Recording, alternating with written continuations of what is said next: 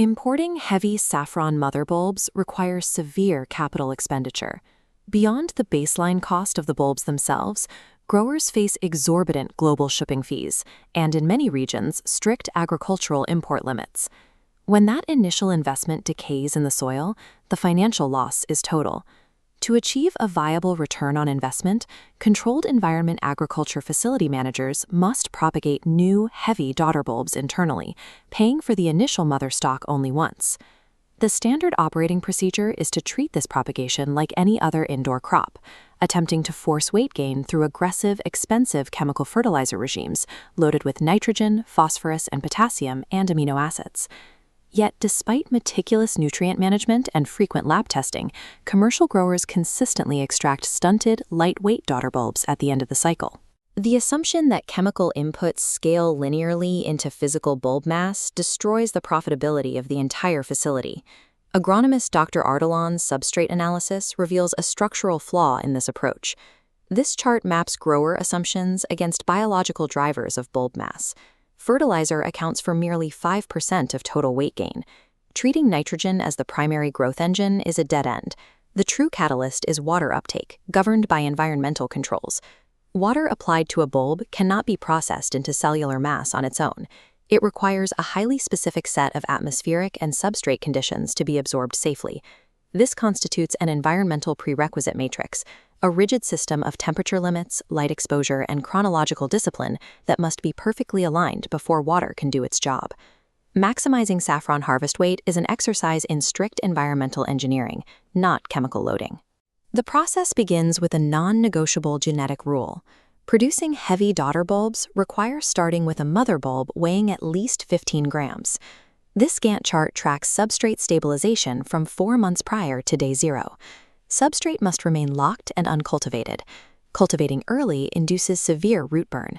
After flowering, biology dictates a strict 24-hour transition for propagation.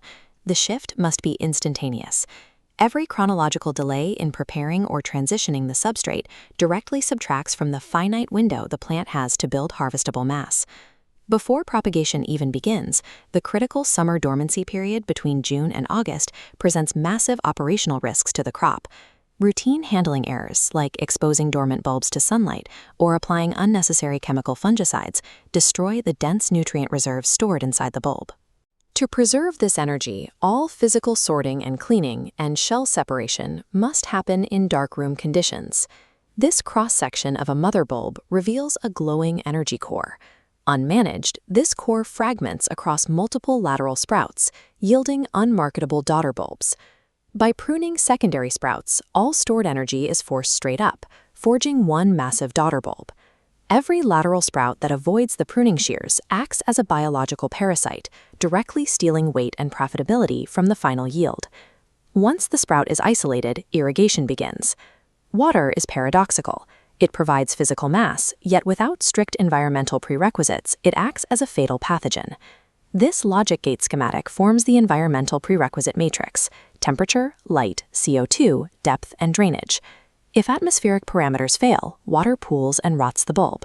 Only when all 5 gates align in sequence can water safely absorb, driving massive physical expansion. The overarching biological goal of this entire matrix is to maximize the duration of the plant's active green phase. By maintaining exact temperature and light controls, facility operators can double the lifespan of green leaves, from 2 months out to 4 full months. A longer green phase equates directly to a longer open window for continuous mass transfer. Without relentless environmental control keeping the plant actively respiring, applied water goes from being a growth driver to purely a destructive force. As the propagation cycle nears its end, operators must taper the water input as the plant approaches the end of its biological life. This timeline tracks the life cycle of the leaf structure. A widespread operational error occurs exactly here, cutting off the water supply the moment the green leaves begin to slope down into the yellow senescence zone. This yellowing phase is not a signal to stop. It is the most vital stage for final weight accumulation. The definitive rule for irrigation is that water termination must only occur when the plant tissue is completely dead. Even as the tissue dies, temperature and CO2 protocols must remain actively managed to ensure that final accumulated mass locks into the cellular structure.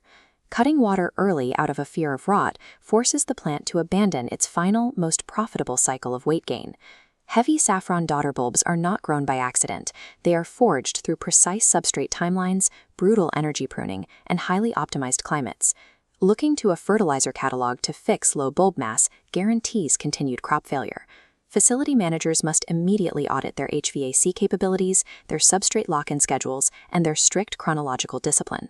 Saffron mass generation relies entirely on strict environmental engineering, far superseding any chemical supplementation.